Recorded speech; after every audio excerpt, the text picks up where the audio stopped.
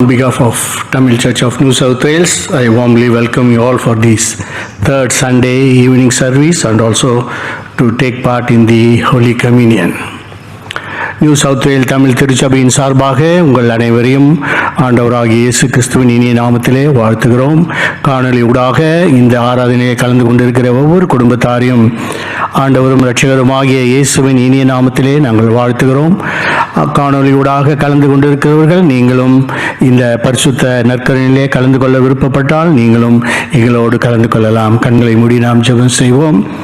அன்பும் இரக்கமும் நிறைந்த எங்கள் நல்ல ஆண்டவரே, இந்த அருமையான மாலை வேலைக்காக நன்றி செலுத்துகிறோம். இந்த நாளில் கூட கர்த்தாவே, நீர் தயவாய் அன்பாய் கூட்டி சேர்த்த உம்முடைய ஒவ்வொரு பிள்ளைகளுக்காய் கூட நன்றி செலுத்துகிறோம்.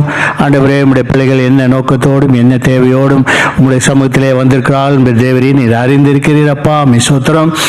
உம்முடைய சமூகத்திலே வந்தவர்கள் ஒரு நாளும் வெறுமையாய் திருமணத்திலே கர்த்தாவே ஒவ்வொருவரையும் ஆசீர்வதிங்க, பலப்படுத்தி பாதுகாத்து வழி நடத்துங்க.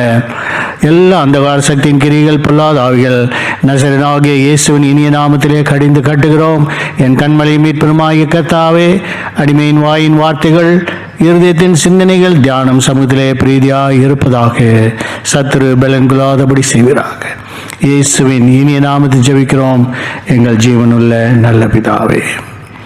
வாசித்த இந்த அருமையான சங்கீதம், இந்த சங்கீதத்திலே அநேக காரியங்கள் உண்டு. ஆனால் குறிப்பாக key verses I am taking number 8 and 9. சங்கீதம் 32ஆம் அதிகாரம் 8ஆம் வசனத்தையும் 9ஆம் வசனத்தையும் வாசிக்க கேட்போம். நான் உனக்கு போதித்து நீ நடக்க வேண்டிய வழியை உனக்கு காட்டுவேன். உன்மேல் என் கண்ணை வைத்து உனக்கு ஆலோசனை சொல்லுவேன். வாரினாலும் கடிவாளத்தினாலும் வாய் கட்டப்பட்டால் ஒழிய உன் கிட்ட சேராத புத்தியில்லா குதிரையைப் போலவும் கோவேறு கழுதையைப் போலவும் இருக்க வேண்டாம். இங்கு தீர்க்க தரிசனமாக சொல்லப்பட்ட வார்த்தை ஆண்டவர் பேசுகிற மாதிரியான ஒரு தீர்க்க தரிசனம். ஆண்டவர் சொல்லுகிறார், நான் உனக்கு போதித்து, ஐ வில் டீச் யூ. நான் உனக்கு போதித்து நீ நடக்க வேண்டிய வழியை உனக்கு காண்பிப்பேன். உன்மேல் கண்ணை வைத்து உனக்கு ஆலோசனை சொல்வேன்.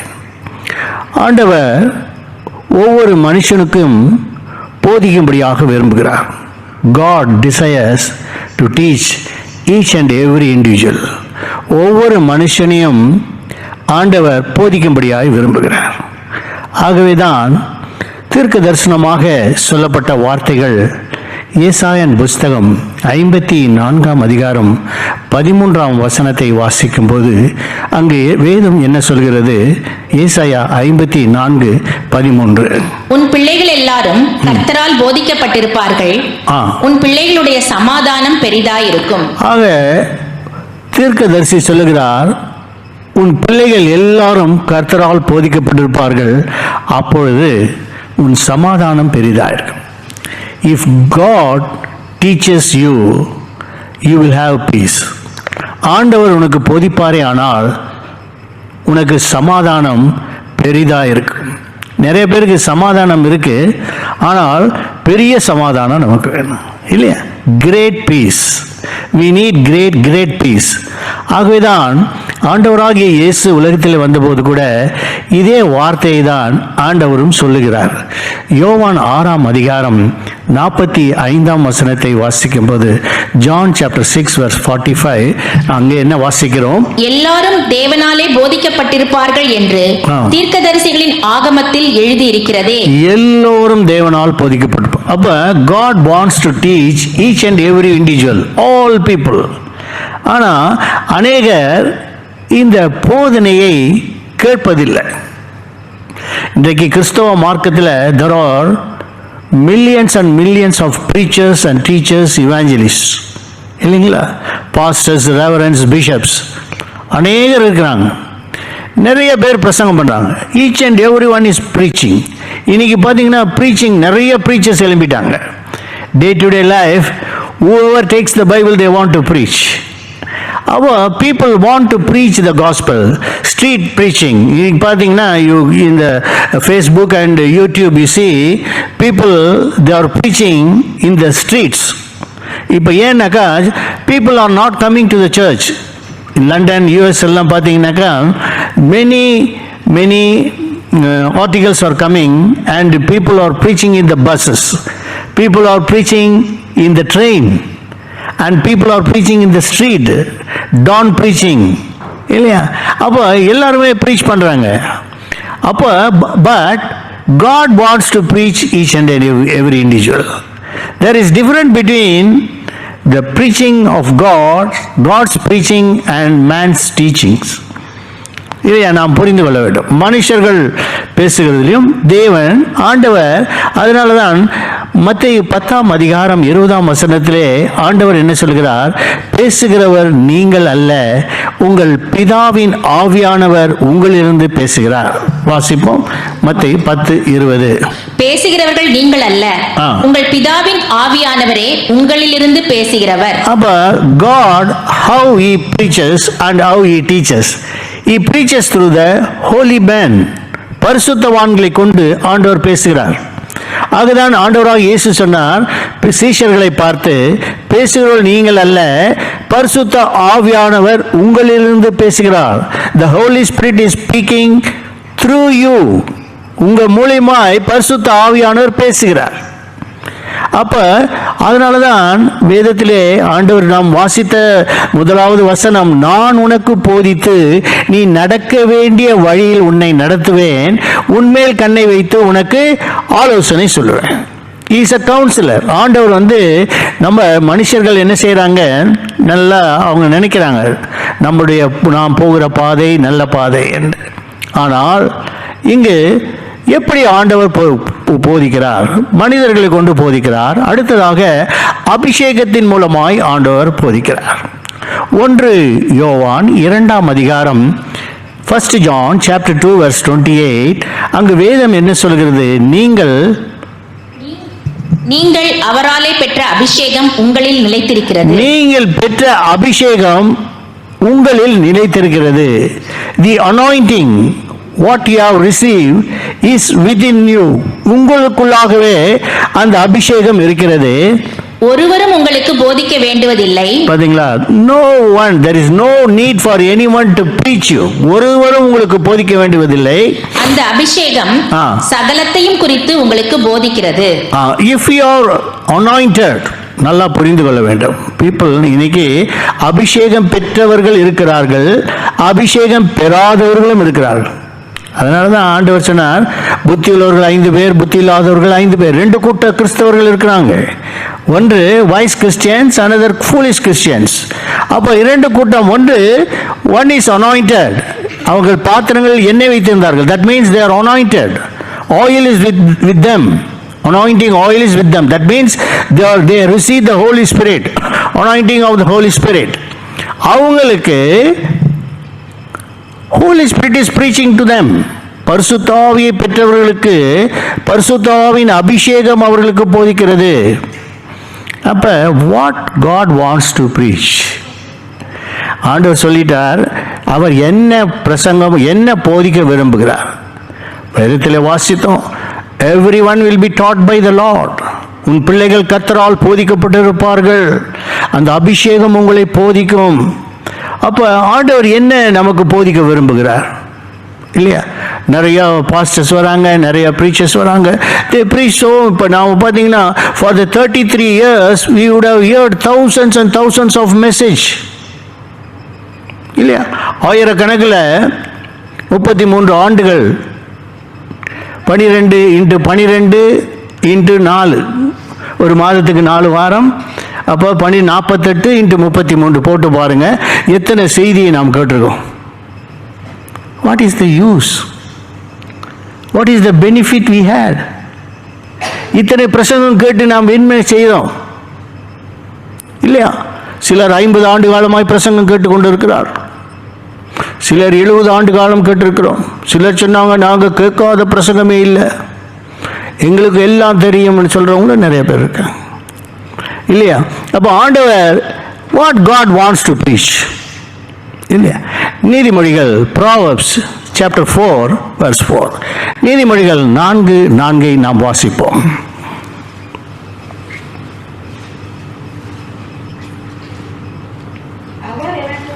போதித்து சொன்னது உன் இருதயம் என் வார்த்தைகளை காத்துக்கொள்ள அவர் எனக்கு போதித்து சொன்னது உன் இருதயம் என் வார்த்தைகளை காத்து கொள்ள கடவுது. கட்டளைகளை கைக்கொள், ஆ அப்பொழுது பிழைப்பாய். தொடர்ந்து வாசிங்க. ஞானத்தை சம்பாதி, ஞானத்தை சம்பாதி, புத்தியையும் சம்பாதி, புத்தியை சம்பாதி. வாயின் வார்த்தைகளை மறவாமலும் ஆ விட்டு விலகாமலும் இரு. ஆ அதை விடாதே. ம் அது உன்னை தற்காக்கும். ம் அது உன்னை பிரியமாயிரு. ம் அது உன்னை காத்துக்கொள்ளும். ம் ஞானமே முக்கியம். ம் ஞானத்தை சம்பாதி. ம் எண்ணத்தை என்னத்தை சம்பாதித்தாலும் புத்தியை சம்பாதித்துக்கள். பார்த்தீங்களா? அப்ப ஆண்டவர் என்ன சொல்றார்? ஞானமே முக்கியம். ஞானம் என்பது விஸ்டம். அதுதான் அவர் போதித்து சொன்னது என்னவென்றால், என் வார்த்தைகளை கவனி, என் வார்த்தைகளை பத்திரப்படுத்து, என் வார்த்தைகளை உன் இருதயத்திலே காத்துக்கொள். இல்லையா? protect my word into thy heart, safeguard my word into thy heart. உன்னுடைய இருதயத்துக்குள்ளே என் வார்த்தைகளை பத்திரப்படுத்து, அது உன்னை பாதுகாக்கும். it will protect you. இதைதான் ப்ரீச் பண்ணி சொல்றார். God what he preaches, ஞானமே முக்கியம், ஞானத்தை சம்பாதி, என்னத்தை சம்பாதித்தாலும் புத்தியை சம்பாதி. சில பேர் people are very particular in earnings, இல்லையா? இன்னைக்கு ஏன்னா we need money. இதை எப்படி சம்பாதிக்கலாம், சம்பாதித்த எப்படி சேர்த்து வைக்கலாம், எப்படி அதை பத்திரப்படுத்தலாம், பணத்தை எப்படி பாதுகாக்கலாம், நாளைக்கு ஏதாவது ஒரு பிரச்சனை வந்தால் அந்த பணம் நமக்கு வேணுமே, இதுக்கு தான் முக்கியத்துவம் கொடுத்து எல்லாம் செய்கிறாங்க, பணத்தை சேவிக்கிறாங்க, இல்லையா? அடுத்தது சிலர் வந்து நகையை சேவிச்சு வைப்பாங்க, சிலர் பொருட்களை சேவிப்பாங்க. கவர்டியஸ்னஸ். எல்லாம் வீடு ஃபுல்லாக இது அதுவும் ஒருத்தர் வீட்டுக்கு போகிறோம், போய் பார்த்தா வீடு ஃபுல்லாக என்ன இருக்குது, வெரி காஸ்ட்லி ஃபர்னிச்சர்ஸ். அப்படியே அப்பா நகை என்னென்ன இருக்குது வீட்டில், எத்தனை கபோர்ட்ஸ், எத்தனை சோஃபா செட், எத்தனை கார். சில பேர் பார்த்தீங்களா கார் பைத்தியம் இருக்குது, நிறைய கார் வாங்கி வாங்கி வச்சுருப்பாங்க, அவங்க கார் பைத்தியம்னுவாங்க, இந்தியாவில் சொல்லுவாங்க. சிலருக்கு நகை பைத்தியம், நகை சேர்த்து வைப்பாங்க. சிலருக்கு வந்து ட்ரெஸ் பைத்தியம், ட்ரெஸ் பைத்தியம்னா என்ன தெரியுங்களா, ட்ரெஸ்ஸாக வாங்கி குவிச்சிருவாங்க, இதெல்லாம் சேர்த்து வைப்பாங்க. ஆனால் ஆண்டவர் என்ன சொல்றார்? நீ என்னத்தை சம்பாதித்தாலும், வாசிங்க நீதிமொழிகள் 4:8, ஞானமே முக்கியம், ஆ. ஞானத்தை சம்பாதி, ஆ. என்னத்தை சம்பாதித்தாலும் புத்தியை என்னத்தை சம்பாதித்தாலும் புத்தியை சம்பாதித்துக்கோ. பரவாயில்ல, ஆண்டு சொல்ற பரவாயில்ல, 10 கார் வாங்கிக்கிறியா வாங்கிக்கோ, 10 வீடு வச்சிருக்கியா வச்சுக்கோ, நகை சேர்த்துக்கிறியா சேர்த்துக்கோ, ஆனால் என்னத்தையும் சேர்த்துக்கோ. என்னத்தை சம்பாதித்தாலும் புத்தியை சம்பாதித்துக்கள், ஞானத்தை சம்பாதித்துக்கொள். அதனால தான் முதல் சொல்லிட்டாரு.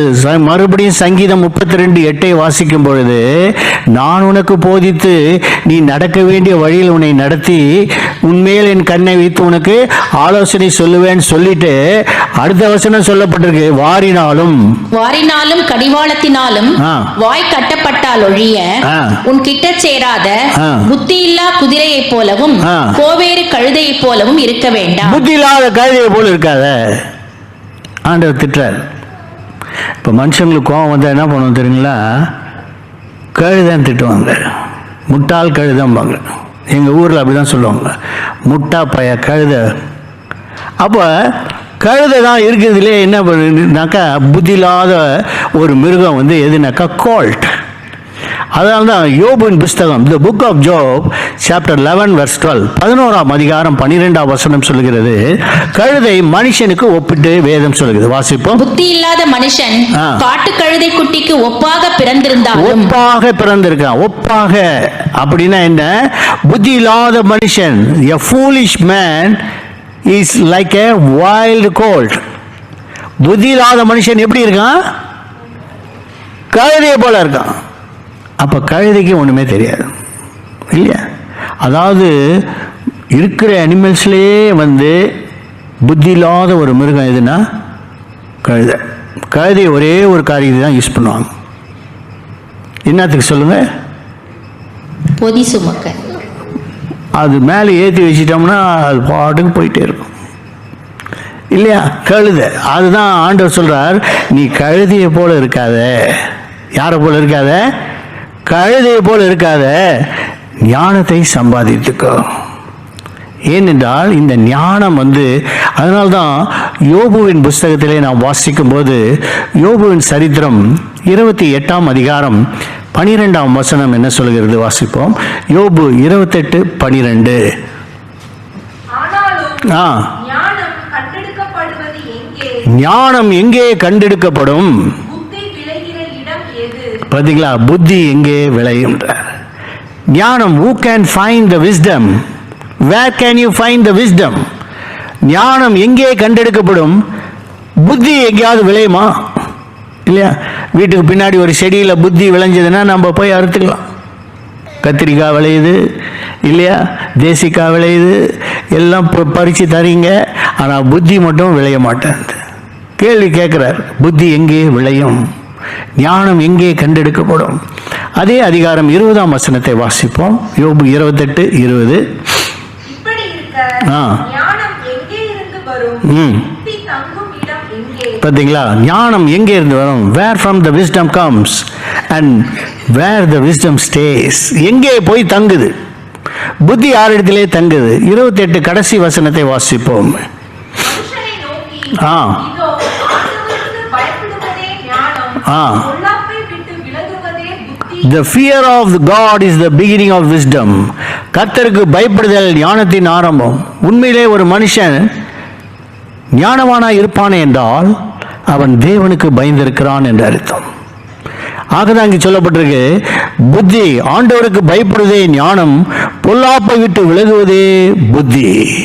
To depart from evil is the knowledge. Fear of the Lord is the wisdom.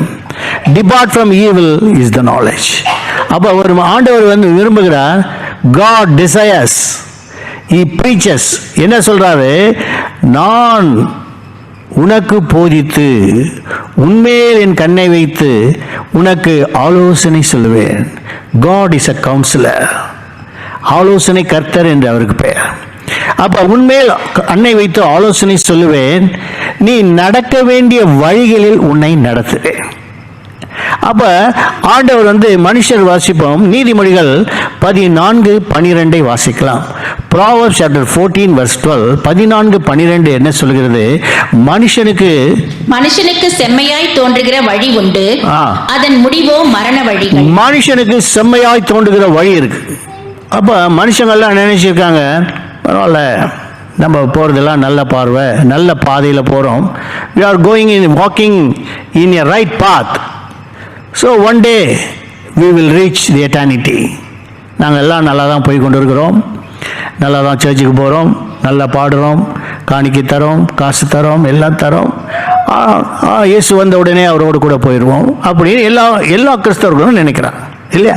அதே தான் ஆண்டவர் சொன்னார், புத்தி உள்ளவர்கள் 5 பேர், புத்தி இல்லாதவர்கள் 5 பேர். அப்போ 2 கூட்டமான ஜனம் உண்டு. ஆக ஆண்டவர் சொன்னார், உன் வழிகள், அந்த வழிகள் மனுஷனுக்கு செம்மையாய் தோன்றுகிற வழி, அதன் முடிவோ மரண வழி என்று இல்லையா? the way to death. அதனால்தான் இயேசு உலகத்தில் வந்தபோது ஆண்டவர் சொன்னார், 2 விதமான பாதைகளை குறித்து சொன்னார். ஒன்று என்ன பாதை? விசாலமான பாதை. இன்னொன்று குறுகலான பாதை இல்லையா? அப்போ குறுகலான பாதை உண்டு, விசாலமான பாதை உண்டு. இந்த உலகம் எல்லாமே என்ன பண்ணுவாங்க, நம்ம கூட பாருங்க, we don't want to go into the narrow road.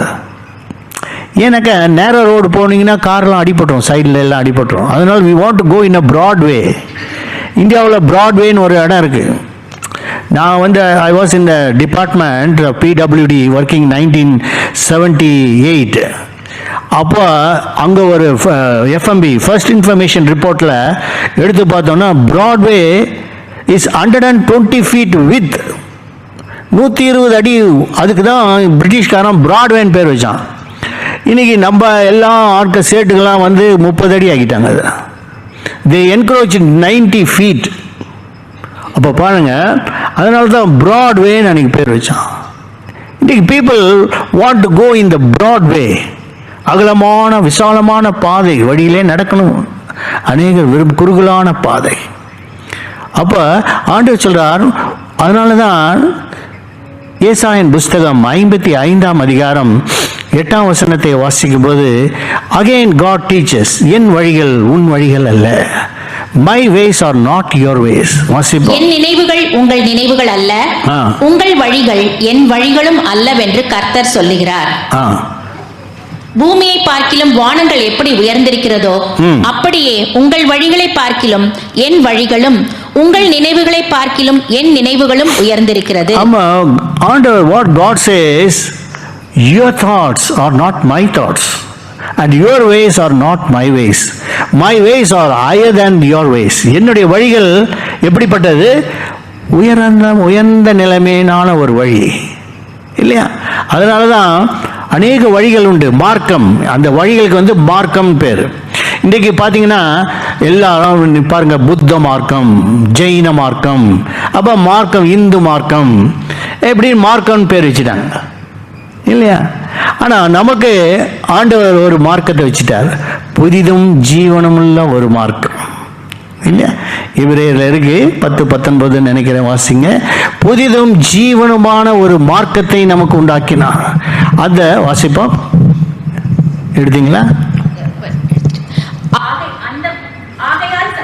ஆகையால் சகோதரரே, நாம் பரிசுத்த ஸ்தலத்தில் பிரவேசிப்பதற்கு இயேசுவானவர் தமது மாம்சமாகிய திரையின் வழியாய் புதிதும் ஜீவனுமான மார்க்கத்தை நமக்கு உண்டு பண்ணினபடியால். புதிதும் ஜீவனுமான மார்க்கம் அப்படின்றா புதிய ஜீவ மார்க்கம், நியூ வே ஆஃப் லைஃப்.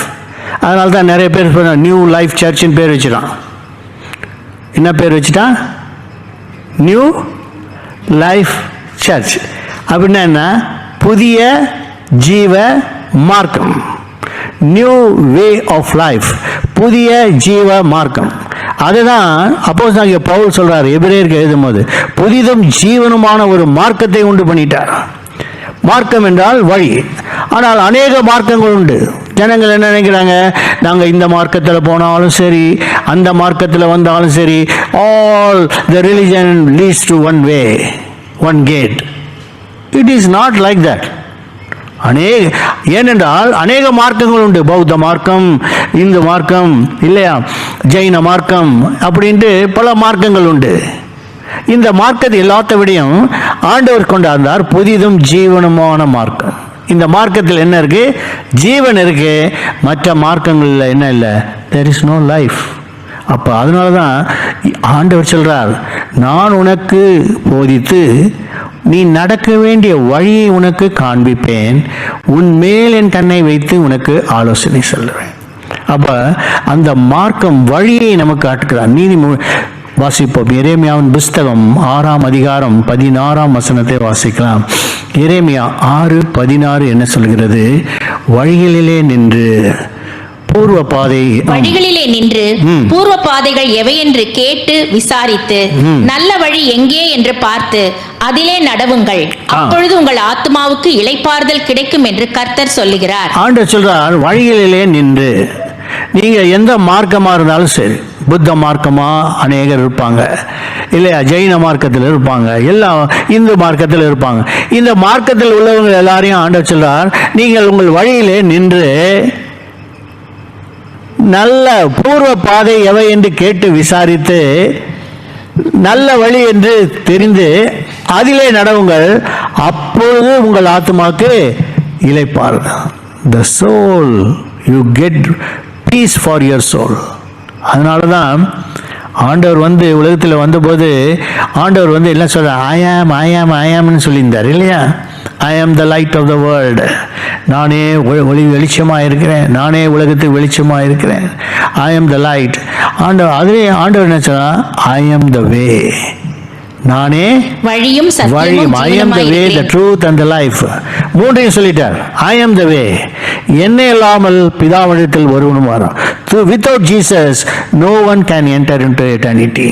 ஆண்டவராகிய இயேசுவை அல்லாமல் வேறொருவரும் ஒரு நாளும் ஒருவரும் ஒரு காலம் பிதாவாகிய தேவனை கண்டடைய சேர அது முடியாது இல்லையா? அதனால தான் இன்றைக்கு நாம் வாசித்த அந்த சங்கீதத்திலே பல காரியங்கள் உண்டு. முதலாம் வசனம் முதல் 11ஆம் வசனம் வரைக்கும் அநேக வேத ரகசியங்கள் அதில் அடங்கி இருந்தாலும் நாம் இன்றைக்கு அந்த வேத பகுதியிலிருந்து எடுத்துக்கொண்டது 8ஆம் வசனமும் 9ஆம் வசனம். நடக்க வேண்டிய வழிகளை உனக்கு காண்பிப்பேன். ஐ வில் ஷோ யூ தை வே.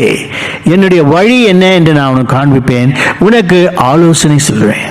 அப்போ இஸ் அ கவுன்சிலர் ஆண்டவர். அதனால தான் அவர் ஆண்டவர் he wants to preach each and everyone.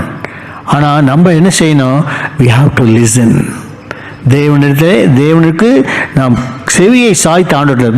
கடைசியாக நாம் வாசித்து நாம் முடிக்கல் நீதிமொழிகள் 9ஆம் அதிகாரத்தில் 8ஆம் வசனத்திலிருந்து 9ஆம் வசனத்திலிருந்து வாசிப்போம். நீதிமொழிகள் 9:10 வாசிங்களேன். கர்த்தருக்கு பயப்படுதலே ஞானத்தின் ஆரம்பம், பரிசுத்தரின் அறிவே அறிவு. என்னாலே உன் நாட்கள் பெருகும், உன் ஆயுசின் வருஷங்கள் விருத்தியாகும். நீ ஞானியானால் உனக்கென்று ஞானியாவாய், நீ பரியாசக்காரனானால் நீயே அதன் பயனை அனுபவிப்பாய் என்று சொல்லுகிறது. மதியற்ற ஸ்திரீ வாயாடியும் ஒன்றுமறியாத நிர்மூடமாய். 8 வாசிங்க மறுபடியும். ஞானமே முக்கியம். அது அடுத்தது வாசிங்களேன். நீதிமொழிகள் 4 வாசிங்க 4:9.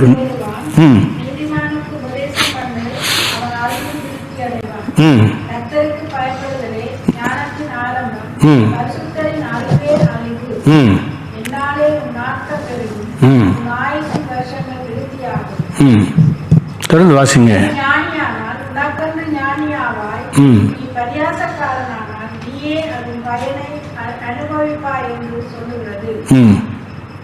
தொடர்ந்து போதும். ரைட். அப்போ இங்கே தொடர்ந்து அந்த 4ஆம் அதிகாரம் 4ஆம் வசனத்திலிருந்து ஆண்டவர் சொல்லும் பொழுது, நான் உனக்கு போதித்து, ஆண்டவர் என்ன வாசிக்கல, எல்லாம் 9:4 வாசிச்சோம். 4:4 அவர் எனக்கு போதித்து சொன்னது, உன் இருதயம் என் வார்த்தைகளை காத்துக்கொள்ள. அதுதான் நம்ம முதல்ல வாசித்துட்டோம். நீதிமொழிகள் 4:4 என்ன சொல்லுது? நான் உனக்கு ஆண்டவர் போதித்து சொன்னது என்னவென்றால், வார்த்தைகளை காத்துக்கோ, அவைகளை பத்திரப்படுத்து, அவைகளே. அப்போ அந்த டீச்சிங் என்ன ஆண்டவர் want to teach, what he desire to preach, to become wise. அதுக்கு what we need to do, ஞானவானாய் மாற வேண்டும் என்று. அதனால தான் சொல்றார், நீ ஞானியானாய் உனக்கென்று ஞானியாவாய், நீ பேதையானா உனக்கென்று பேதை ஆயிடுவாய். அப்போ God wants each and everyone to be wise. அதனால தான் there is only 2 denomination before God. 5 பேர் புத்தி உள்ளவர்களும் 5 பேர் புத்தி இல்லாத கிறிஸ்தவர்களாக இருந்தார்கள். அதனால தான் ஆண்டவர் கடைசியாய் சொல்ல ஓமை அதுதான். The last parable Jesus told about the kingdom of God before he was crucified. இயேசு சிலுவையில் அறைவதற்கு முன்பாக சொல்லப்பட்ட ஒரு ஓமை. மத்தேயு 25 வாசிப்போம். வாசித்து நாம் முடிக்கலாம். மத்தேயு 25ஆம் அதிகாரம் 1ஆம் வசனம். அப்பொழுது பரலோக ராஜ்யம் தங்கள் தீவெட்டிகளை பிடித்து கொண்டு மணவாளனுக்கு எதிர்கொண்டு போக புறப்பட்ட 10 கன்னிகளுக்கு ஒப்பாயிருக்கும். அவர்களில் 5 பேர் புத்தியுள்ளவர்களும் 5 பேர் புத்தி இல்லாதவர்களுமாய் இருந்தார்கள். புத்தி இல்லாதவர்கள் தங்கள் தீவட்டிகளை எடுத்துக்கொண்டு போனார்கள், எண்ணெயோ கூட கொண்டு போகவில்லை. புத்தி உள்ளவர்கள் தங்கள் தீவட்டிகளோடு கூட தங்கள் பாத்திரங்களில் எண்ணெயும் கொண்டு போனார்கள். இதுதான் டே டு டே லைஃப். புத்தியுள்ள கிறிஸ்தவர்கள், புத்தி இல்லாத கிறிஸ்தவர்கள். புத்தியுள்ளவர்கள் என்ன செய்தார்கள்? தீவட்டிகளை பிடித்திருந்தார்கள், பாத்திரங்கள் எண்ணெய் வைத்திருந்தார்கள். they are anointed. புத்தி இல்லாதவர்கள் பாத்திரங்கள் எண்ணெய் கொண்டு போகவில்லை. they are also Christians. they are also waiting for the Lord to come. ஆனால் மணவாளன் வர தாமதித்தது. எல்லோரும் நித்திரை அடைந்தார்கள். ஆனாலும் நடு ராத்திரியிலே மணவாளன் வருகிறார் என்ற சத்தம் உண்டாயிற்று. எல்லா கனிகளும் எழுந்தார்கள். ஆனால் புத்தி உள்ளவர்கள் மாத்திரம்தான் பரலோக ராஜ்யத்திலே பிரவேசித்தார்கள். அந்த கல்யாண வீட்டுக்குள் பிரவேசித்தார்கள். மணவாளன் வந்து ஆயத்தமாயிருந்தவர்கள் அவரோடு கூட கல்யாண வீட்டில் பிரவேசித்தார்கள் என்று வாசிப்போம். 25:9 வாசிங்க. 25ஆம் அதிகாரம் 9ஆம் வசனம் என்ன சொல்லுகிறது?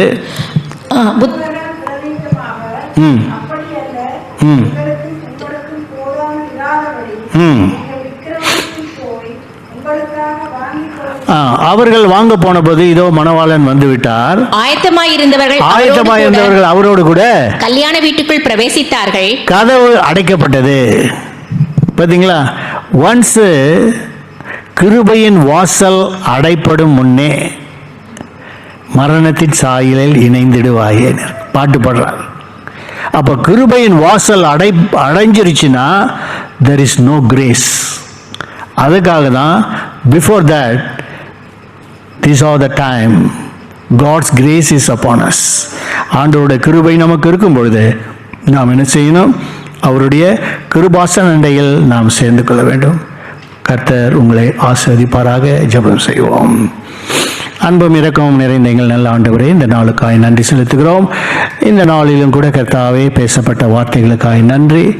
ஆசீர்வதியும் பலப்படுத்தி பாதுகாத்து வழி நடத்தும். மீட்பு ரட்சகருமாய் இயேசுவின் நாம் ஜெபிக்கிறோம் நல்ல பிதாவே. ஆமென்.